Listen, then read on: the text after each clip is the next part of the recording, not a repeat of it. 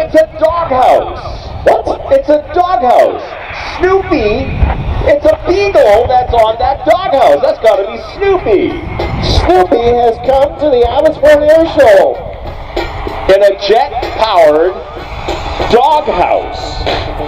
We have Ronald McDonald and Snoopy. What the? Okay, now I've officially seen everything. This is the fastest way to chase the cat that is clearly the jet doghouse.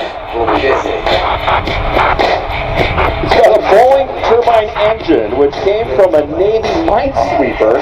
Powering this crazy house is built by the one and only Paul Stender of Indie Boys Incorporated, the same guy who brings you the school time jet bus coming up a little later on. But you know what? He can't take the credit for the idea, though. It came from a kindergartner during one of the school visits.